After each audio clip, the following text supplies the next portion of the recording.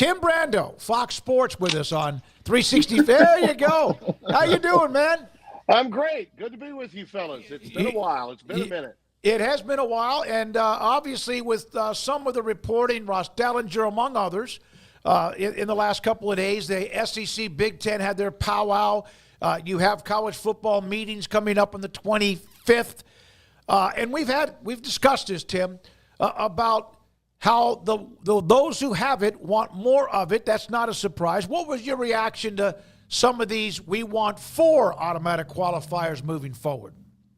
If you go to 16, and I think chances are that they could go to 16, that's what I have said all along that they would end at, then I got no problem with it. As a matter of fact, I thought some of the reaction, and I specifically on social media yesterday, after reading a post by Robert Griffin III by RG3, I thought he was dead wrong. And I thought Stuart Mandel's interpretation in The Athletic was dead wrong. And now you fellas know me pretty well, and you understand that I have always been an inclusive guy that believes that we need to be thinking about the totality of the sport, not just run the sport in terms of making sure that your constituency and your constituency alone gets taken care of. This is one example, however, when what has to happen, particularly given the poor leadership of the NCAA and the fact that it is hanging on by a thread solely because the Republicans believe, with control of both the House, the Senate, and the executive branch, there's a chance to keep the NCAA alive, which could be of help to most of intercollegiate athletics, but not college football's Division I. So it is in the best interest, I believe, for the NCAA to exist for these reasons. The men's and women's basketball tournaments, the Division II and III college football championships, and the FCS championship, but they don't need to have any damned authority whatsoever in anything remotely close to Division I big-time college football, aka the CFP. So who needs to govern it? Well, the biggest leaders of the biggest leagues are the ones that should step up. And I think when Warren was in charge of the Big Ten, he never called Greg Sankey, and Greg Sankey never called him. When Tony Petitti became the commissioner of the Big Ten, suddenly some doors opened up, and the phone started to ring, and people began to talk. And those two especially began to talk, and that was the first time it had ever happened. Now, I think it's important to note that Brett Yormark, who I believe is an outstanding leader as well and has done a tremendous job already for the Big 12, he understands what's going on, and I've not heard any screaming or yelling or ranting and raving from Yormark. I've seen it from some of the scribes, okay? I've seen it from some that maybe believe that the SEC and the Big Ten just want too much, and by virtue of that, I think the way Mandel put it, and I like Stu. Stu knows he's as well informed as any journalist in college football. His politics leans left, but that's okay. I think he does care deeply about college football. But I do think he's wrong on this when he says that this smacks of the big boys bullying everybody else. And when you do that, you're cutting off 75% of the country. You're not cutting off 75% of the country, not with the new formats and the alignments of both the SEC and the Big 12 and the Pac-12 going away. They're in the Big 10 now. Okay, the Big 10 is more exposed now than it ever has been. More people are watching those teams now that are UCLA, USC, Oregon. Those teams now are bringing a huge audience from the Big Ten, from that time zone out west, and even their fans know it's a bigger deal to be in the Big Ten than it is to have been in the old Pac-12.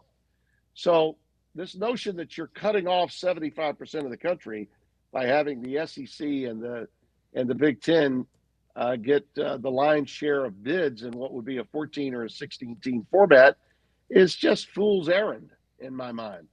You're guaranteed with 14. Let's just use the 14 allotment, okay? The SEC and the Big Ten are guaranteed 3. Okay, the ACC and the Big 12 are guaranteed 2. Well, that's one more than the Big 12 got last year, and the ACC would have only gotten 2 in with what happening. With Clemson pulling it off against Miami, and then all of a sudden SMU does the unthinkable in the second half of the ACC title game.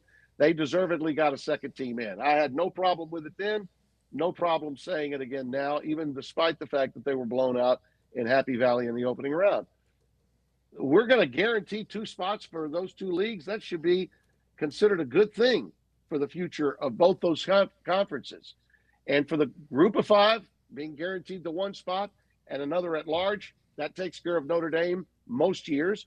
And if it's not Notre Dame, then it's just going to get another group of 5, or it's going to get another team out of either the ACC or the Big 12 in the fray. And that's also good. We don't need to be concerned about who's making how much money, because what really matters is, can they pay the revenue share? This is all because of the revenue sharing dilemma that the conferences have to pay because of the kicking of the can and the mismanagement of the NCAA all those years with regard to the NIL, and because of the pay for play and the amateur status that they just dug in their heels and wouldn't take care of. We had a bad president of the NCAA, just like we had a bad president of the United States, and now you got to right the wrongs. And that's, I think, what's transpiring here. And sometimes when you do that, it becomes unpopular. Some people push back, particularly those that maybe have their politics lean left. And I think from a sports standpoint, that's sort of what's happening here. The ultimate factor for me for the future of college football to make the playoff even better has nothing to do with who's in charge or this new contract between the Big Ten and the SEC and a more cooperative effort that could get the SEC finally on a 9-game regular season streak. We can get into that in a moment. But the main thing that needs to be taken care of is the calendar. If we didn't learn from the first year that you don't need to be going up against the NFL playoffs, either the wild card weekend or the divisional round, then we haven't learned anything at all. We need to move week 0 back from August the 24th, which is what it was last year, to August 10th, or whatever date that Saturday falls on this year. And moving forward, we need to have our championship on January 1st. Okay, we need to reclaim January 1. We need to end the season sooner. College football needs to start sooner. Eliminate spring football altogether. Matt Rule has, Steve Sarkisian has. I think other coaches will follow suit. And we need to move back college football, and we need to move further up the start of the basketball season. We no longer need the NCAA tournament to end before the Masters. It should end in mid to late April. That's what we need to do to protect both college football and college basketball. That's what we need to do. But it starts with what these guys are doing in New Orleans right now.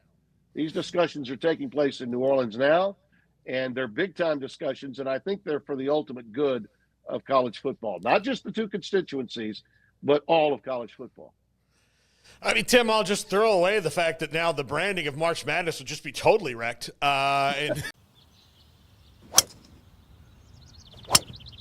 That's far. So much forgiveness. Wait, did you say forgiveness like far? Or forgiveness like forgiveness? Forgiveness. For. Forgiveness. Far. Forgiveness. I'm hearing far. Forgiveness. Like forgiveness. Forgiveness? Forgiveness. I'm still hearing far, but whatever. Introducing Stealth 2 with more carbon for more forgiveness. Forgiveness. Just hit it. We can still play their first 2 rounds in March. Yeah. Right? But I mean, Yeah. Who gives a damn? Turner's paying 80% of the freight anyway. Yeah. They need the programming no matter what. The more games, I mean, they just lost the NBA. I'm sure they'd love the fact that we could have some college basketball into the month of April. But, we're to the point now, Brother Catalina, we're looking at a situation where we're talking about 80% of this tournament is paid for by Turner. They just lost the NBA. They're desperate for programming, so much so they just took a sublease from ESPN and didn't mind putting ESPN talent all over it. They paid out the wazoo for it. They're afraid they can't charge the cable fees to their subscribers if they don't have some live programming. So the more basketball, the better. Take advantage of it and do that. I don't think anybody would mind the Masters starting while the NCAA tournament was still on, except CBS. And really, for what they're paying for the tournament, they don't deserve that. Turner deserves to get the games and the programming as far as they want it, and CBS should cease and desist with that gargantuan, dated rule of having everything in before the Masters begins. But Tim, I think you've moved me a little bit towards your line of thinking on, expanding and all that. I just have a problem with the idea of all automatic qualifiers in general, because what if they're like, I think for one, it's solving a problem for those two leagues that would only happen occasionally. And if it does happen occasionally that they wouldn't get 4 each, so what? Like, what's the difference if they don't make it in? They didn't earn it. Right. Well, would I prefer that they didn't have the guarantees? Yeah. But when I look at it in the strictest sense of, is this good for college football? Are we making headway? Are we making it better? I think they are. Okay, I think they are. And let's not lose sight of the fact that getting 2 guarantees for the Big 12 and the ACC is also a significant step. It is, because it wasn't guaranteed before with 12. Now it will be guaranteed. And as I said before, if you're looking at a group of 5 team and a wild card, that wild card, if it's not eaten up by Notre Dame, let's say Notre Dame is not in the fray, let's say they're a non-factor, okay, then the ACC and the Big 12 might get a third. Could happen. I frankly believe it'll be moved up to 16 right away. I think that there's move afoot to get it to 16 and bypass the 14 altogether. And then we start changing the numbers again. Now we are talking about 4 teams from those two leagues, perhaps. We're also talking about the greater chances of there being a third team from the ACC or the Big 12. Bottom line is, the bigger issue here shouldn't be that, or worried about the fat cats getting fatter, or most of that money is being spent and has to be spent because they got to pay the freight on this lawsuit that the NCAA lost as it relates to NIL. How are you going to get that? More inventory. How do you get that? Well, the Big Ten and the SEC now are going to play apparently a new package of games that has to be agreed upon, not just by ESPN, but by Fox, with home and homes between Big Ten and SEC schools. Does that make for better football? Yeah, it makes for better football.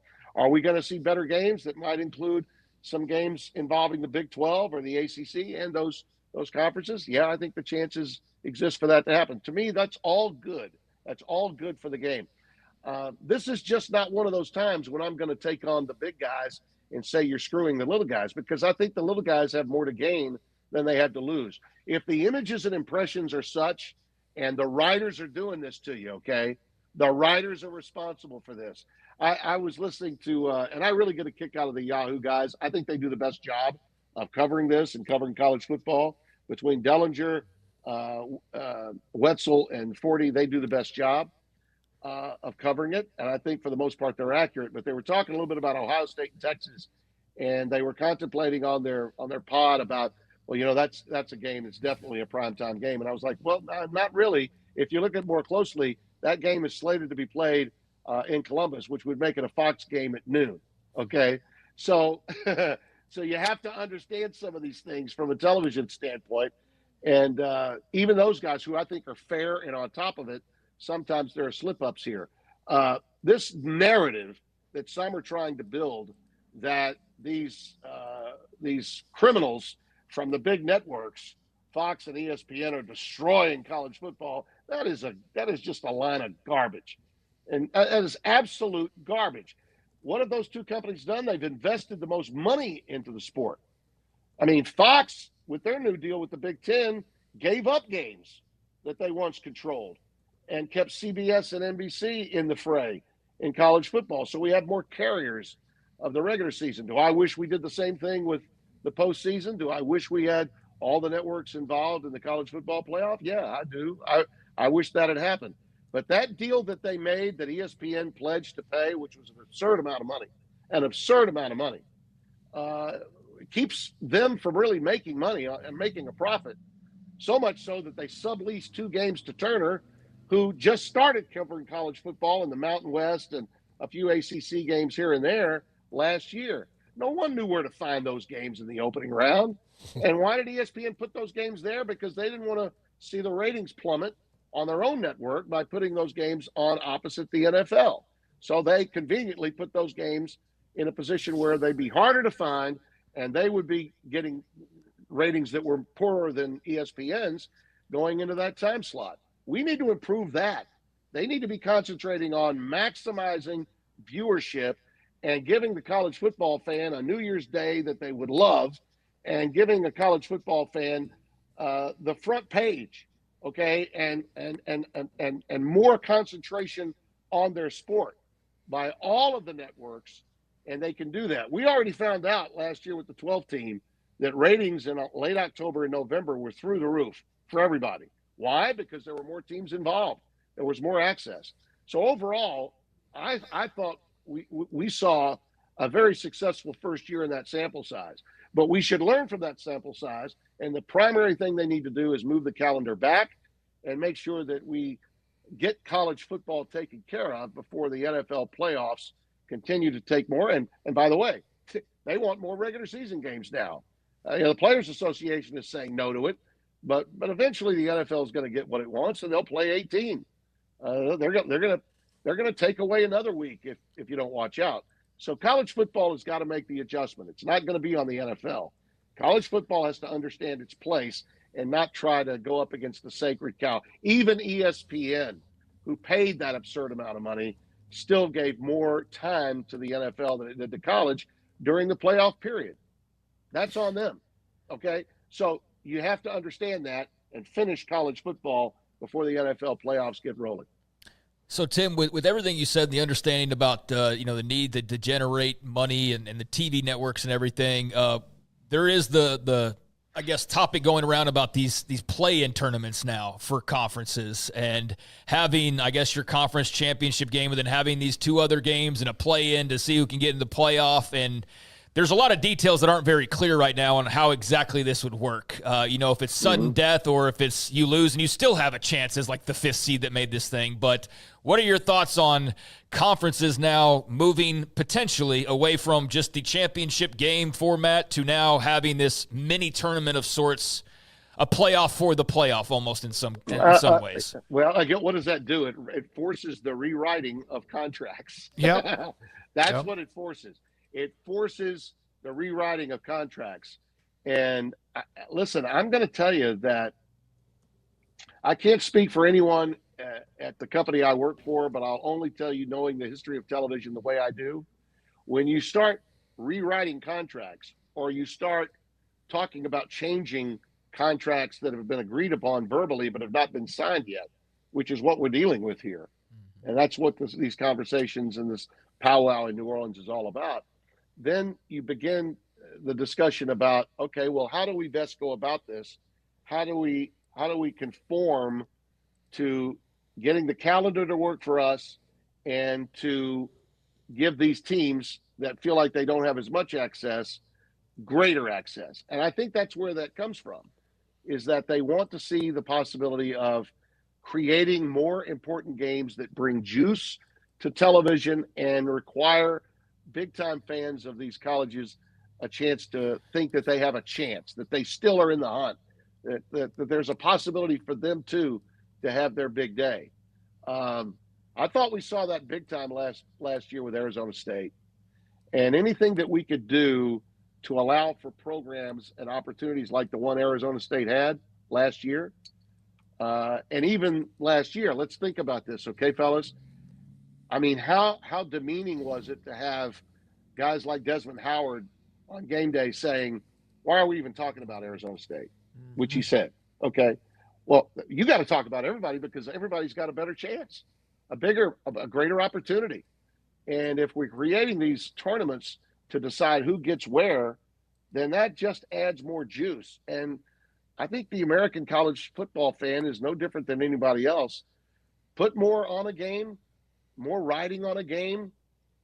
I've got no problem with that. The more games we have that are like that, the happier I can be. We've got to be progressive in our thought process, fellas. We have to understand that change is here, and we have to embrace it, and we have to find the best places to make it better for us. And I think that all of this is actually better news than most of you may think. And if we keep running around with that redheaded stepchild view, this is where we are.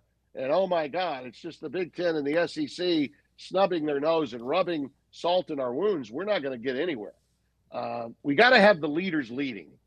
And I applaud in this case Sankey and Petiti for leading. I think that they are the two that need to do it, but they have to do it in such a manner that Brett Yormark and Jim Phillips, the commissioners of the other leagues, feel like they have a voice. Tim Brando, Fox Sports.